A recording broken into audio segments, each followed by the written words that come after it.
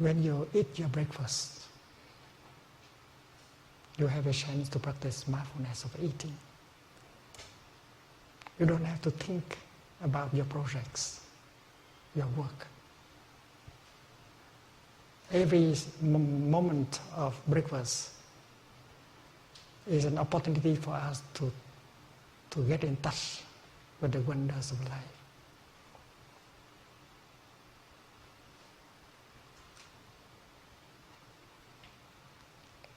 Today we will have a chance to share a meal together in mindfulness. Holding a piece of bread, you might like to stop your thinking and look deeply into the piece of bread. Mindfully, you breathe in, and you might get in touch with the fact that the piece of bread that you are holding contains the whole universe. There is the sunshine that help the wheat to grow. There is the cloud that provide rain for the wheat to grow. The earth is in there. Time, space, and everything of the cosmos has come together in order to have produced that piece of bread. And that insight you can get in just a few seconds of looking mindfully at the piece of bread. If you keep thinking about the past or the future or your projects, you miss the bread.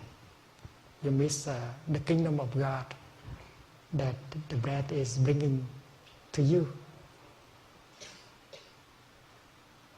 And when you put the piece of bread in your mouth, you might like to enjoy just chewing the bread, getting in touch with the wonders of life, instead of chewing your projects, your worries, your fear. You stop all your thinking. You just enjoy eating your breakfast. And that is a practice. You don't need to set aside time for practicing. When you take a shower, that is time to practice mindfulness. You might enjoy your mindful breathing and become aware of the water of your body, and that you can create the joy and the happiness while taking the shower. The essential is to stop thinking. The thinking will carry you away and doesn't allow you to live that moment of life. René Descartes said that I think, therefore I am. I am not very sure of that. Because if you think so much, you go around with your thinking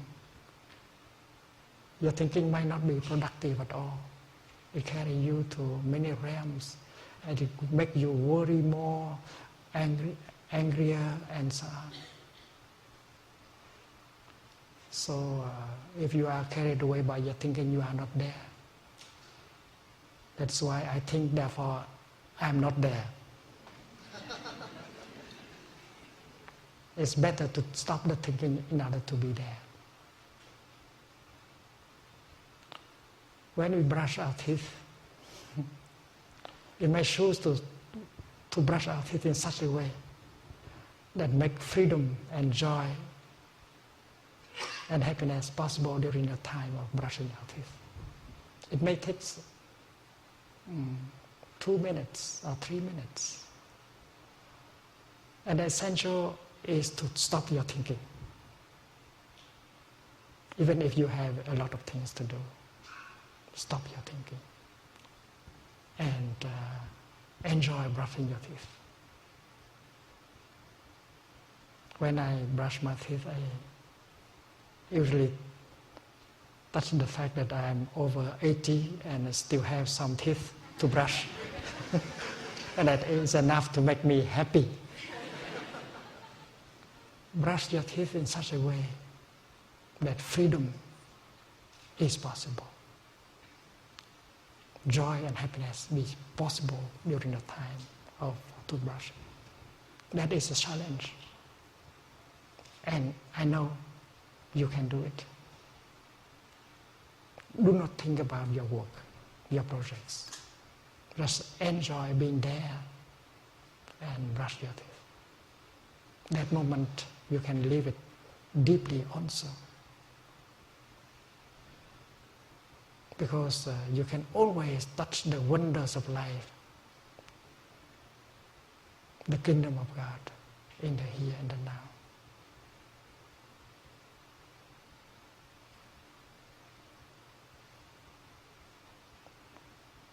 We used to distinguish between time for work and free time. Let us change our way of thinking. Suppose you have free time, some free time, and if you do not know how to make use of your free time, your time is not truly free.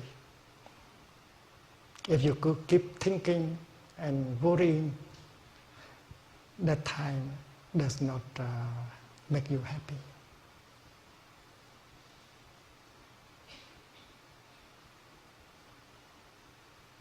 That time is not for working, of course, but you continue to think about it. You continue to worry about it. And that thinking is not productive.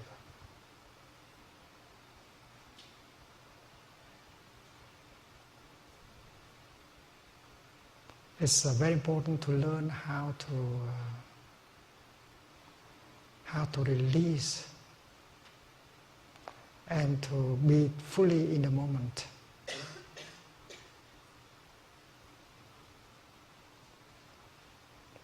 And watering the vegetable garden,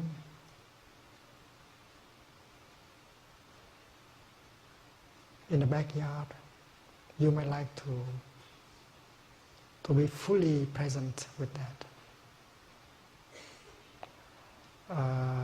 Cooking breakfast, you might like to make breakfast cooking into a session of meditation. You can enjoy every minute of breakfast making. You don't try to do it quickly in order to have breakfast. Or doing the dishes, you can enjoy deeply every second of doing dishes. You don't have to try to finish quickly in order to do other things. We have the tendency to rush, to finish quickly with what we are doing. It has become a habit. And with mindfulness of breathing, you can recognize that habit, and it helps you to stop being carried away by that kind of attitude. Suppose you are washing dishes and you want to finish in order to sit down and enjoy a cup of tea. With the practice of mindfulness, you can make the time of dishwashing a beautiful time also, a joyful time, when you are fully alive. And if you are not capable of doing so, when you finish washing dishes and sit down and hold the cup of tea, you will think of other things. You will not be able to enjoy the tea. You are always carried away. You are not capable of living your life in the present moment. And mindfulness helps us to live deeply every moment of our daily life. And we need some training in order to do so. And if you have a chance to live with a community of practice, and then we get that habit of living deeply each moment of our daily life.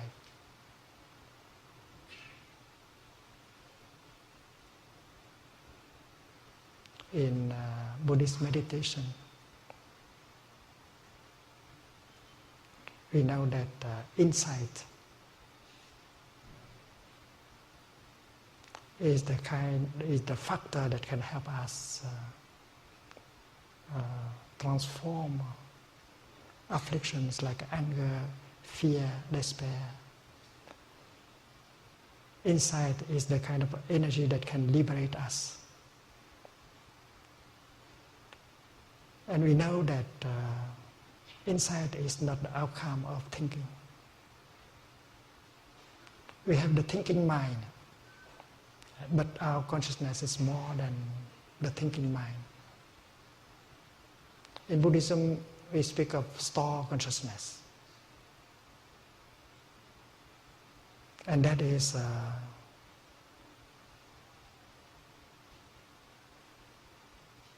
something much bigger than our thinking mind. Imagine an iceberg in the ocean. The part that we see above the water is very small, but the part in the water is huge. Store consciousness is like that. Our mind consciousness is very small. In neuroscience, people like to speak of that part of consciousness as background consciousness. Sometimes we call it root consciousness, mula vijnana. Sometimes we call it appropriating consciousness. Sometimes we call it store consciousness. That part of consciousness is always with the body. It has the capacity to receive information. It has the capacity to process information. It has the capacity to preserve, to conserve, preserve the information.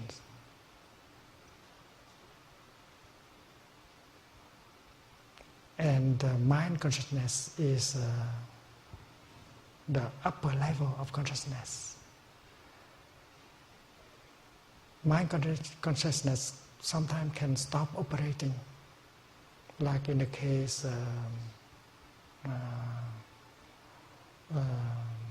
you sleep without dream, your mind consciousness stops completely. If you do not have dream in your sleep. There is a kind of meditation, concentration called no perception meditation. And when the practitioner goes into that meditation, his mind consciousness stops operating also. And we talk about realm of life where there is no mind consciousness, there's only store consciousness. Suppose we look at a tree, we know that somehow there is consciousness in the tree. Because the tree knows how to gather information, to process information, to get the nourishment, to react, to survive. Consciousness is in a tree. But the tree does not seem to have doing a lot of thinking. There's a Vietnamese poet who said that, well, next life I would like to be a pine tree so that I don't have to think. To think make me suffer too much.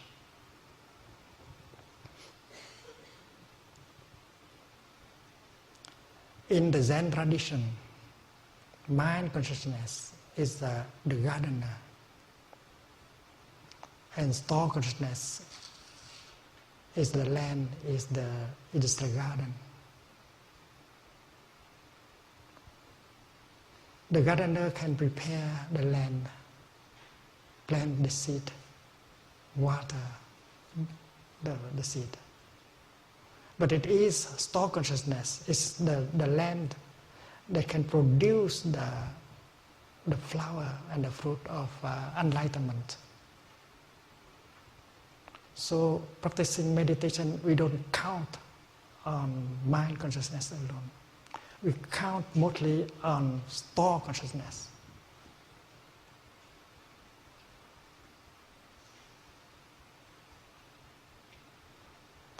Mind consciousness has to play the role of the gardener. It has to work the land and plant the seed well and cover up and water. That's all. The insight, the discovery, what we find out is not the work of mind consciousness. It is the work of store. And many scientific discoveries have been done in that. Not by the thinking mind, but by the unconscious mind. So it is possible for us to entrust the task to our deeper consciousness. We have to pose the question, to ask the question correctly. In Zen Buddhism, we call it koan.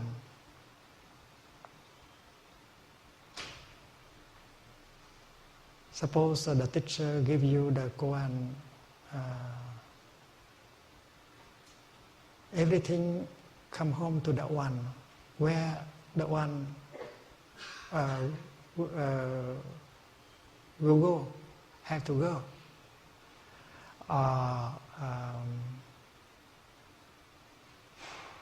What is the sound of one hand?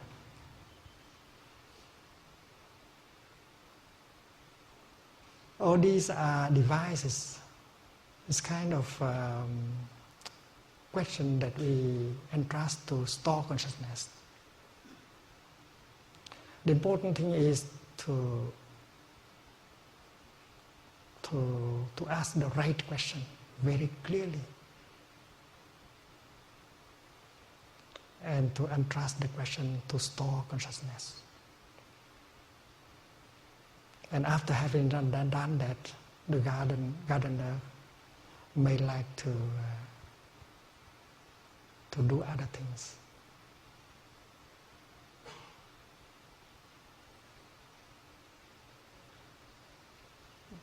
There is a Buddhist scholar in America. One time I told him that I enjoy gardening. I enjoy planting lettuce and things like that. And I say that when the lettuce does not grow well, you don't blame the lettuce, but you feel that if the lettuce grow well or not well, is the gardener who is responsible. And he said, "Thầy, you should not spend your time growing lettuces, because you can use your time to write poems," because he liked my poetry. I told him, "Dear friend, if I do not grow lettuce, I cannot write these poems. It's because I am capable of growing lettuce, that is why I can produce a poem like that."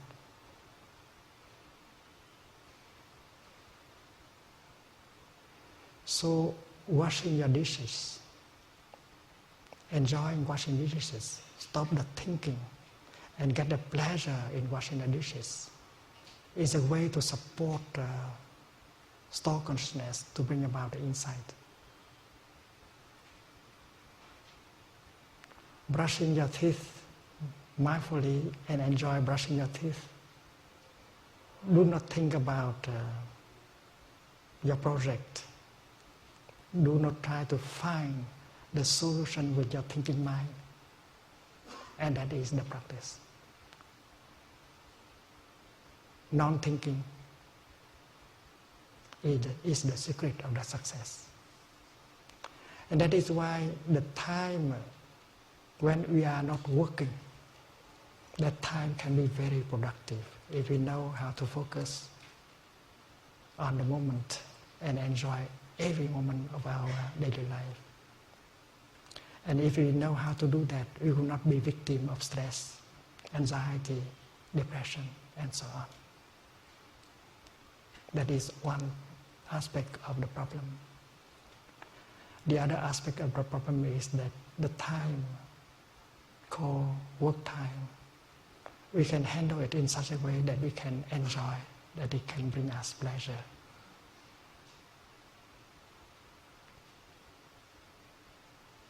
There is a way not to be under pressure.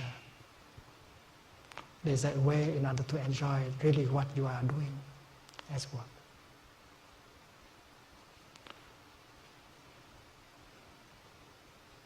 We in Plum Village, we do a lot of things. We want to succeed in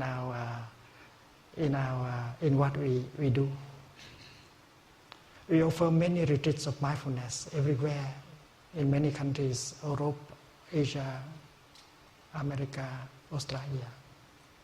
We organize days of mindfulness, sessions of practice. We organize retreats for health professionals, school teachers, young people, and so on. We want to succeed in our work also.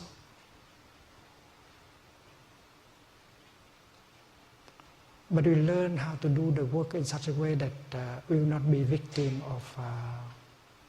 of pressure and stress.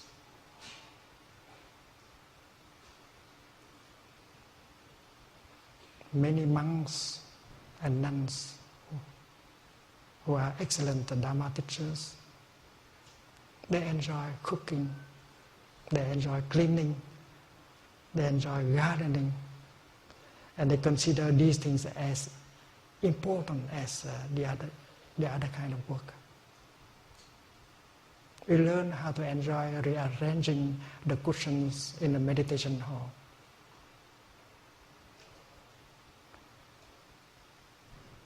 We enjoy growing vegetables.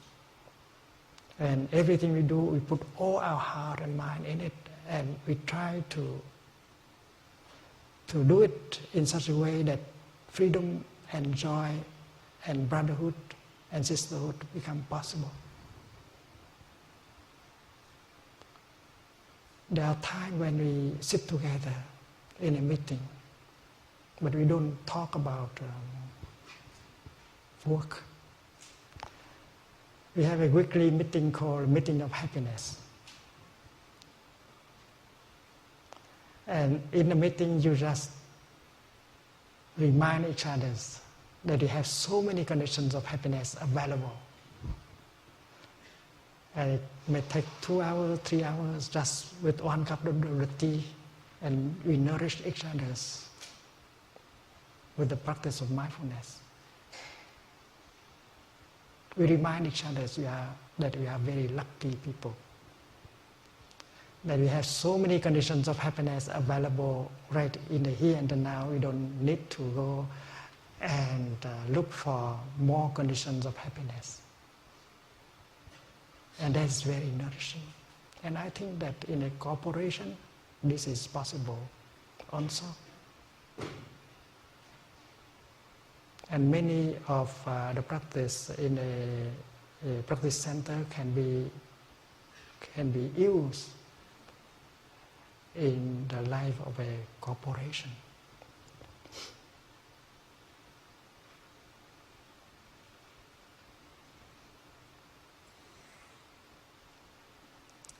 Every time we organize a retreat, 6 days or 7 days,